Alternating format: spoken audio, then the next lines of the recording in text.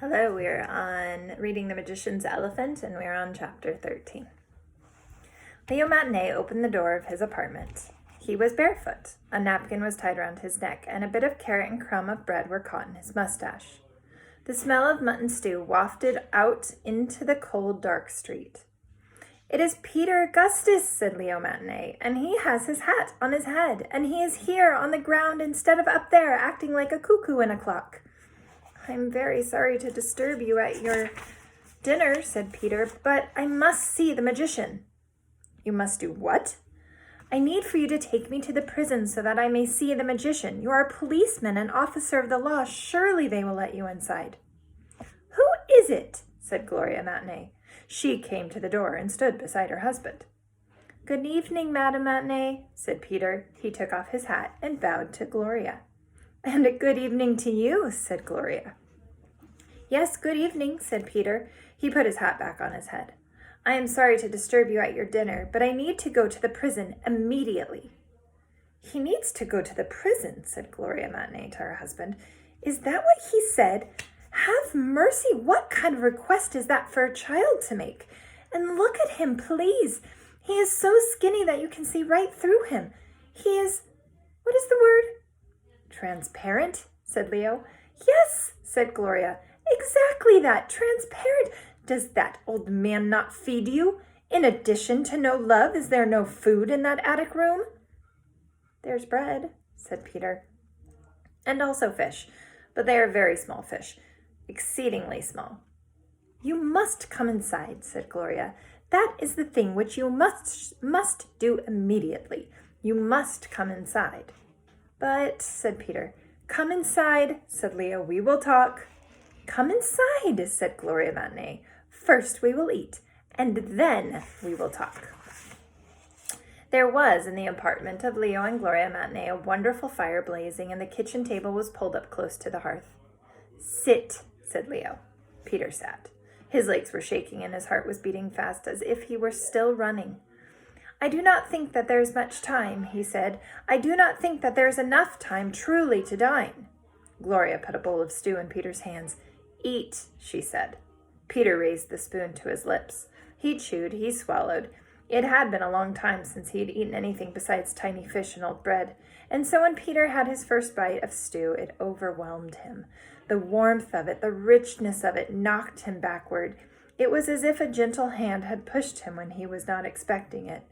Everything he had lost came flooding back. The garden, his father, his mother, his sister, the promise that he had made and could not keep. "What is it?" said Gloria Matinee. "The boy is crying." "Shh," said Leo. He put his hand on Peter's shoulder. "Shh, don't worry, Peter. Everything will be good. All will be well. We will do together whatever it is that needs to be done. But for now, you must eat." Peter nodded. He raised his spoon. Again he chewed and swallowed, and again he was overcome. He could not help it. He could not stop the tears. They flowed down his cheeks and into the bowl. "It is very good stew, Madame Matinee," he managed to say. "Truly, it is excellent stew." His hand shook. The spoon rattled against the bowl. "Here now," said Gloria Matinee. "Don't spill it." And here they are.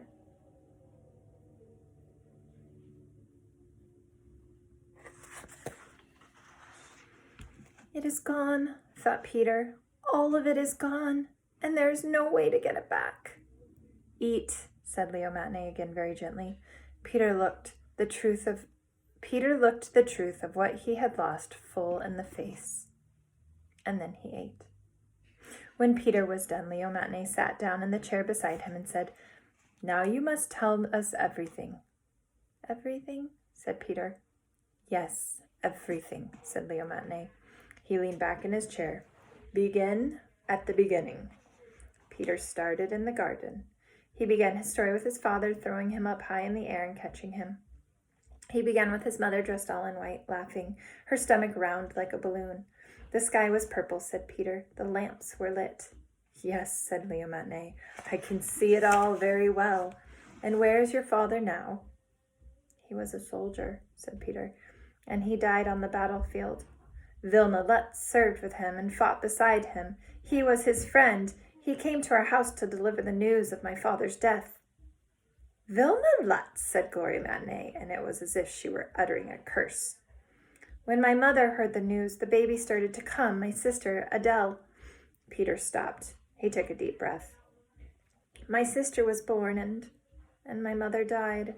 Before she died, I promised her that I would always watch out for the baby, but then I could not because the midwife took the baby away and Vilna Lutz took me with him to teach me how to be a soldier." Gloria Matinee stood. "Vilna Lutz!" she shouted. She shook a fist at the ceiling. "I will have a word with him." "Sit, please," said Leo Matinee. Gloria sat. And what became of your sister?" said Leo to Peter. "Vilna Lutz told me that she had died. He said that she was born dead, a stillborn." Gloria Matinee gasped. "He said that, but he lied. He has admitted that he lied. She is not dead." "Vilna Lutz," said Gloria Matinee. Again she leaped to her feet and shook her fist at the ceiling. "First, the fortune teller told me that she lives, and then my own dream told me the same, and the fortune told me also that an elephant would lead me to her. But today, this afternoon, I saw the elephant, Leo Matinee, and I know that she will die if she cannot go home. She must go home. The magician must return her there." Leo crossed his arms and tipped his chair back on 2 legs. "Don't do that," said Gloria. She sat down again. "It is very bad for the chair." Leo Matinee came slowly forward until all 4 chair legs were again resting on the floor. He smiled. "What if?" he said. "Oh, don't start," said his wife. "Please don't start." "Why not?" From somewhere high above them there came a muffled thump. The sound of Vilna Lutz beating his wooden foot on the floor, demanding something. "Could it be?" said Leo.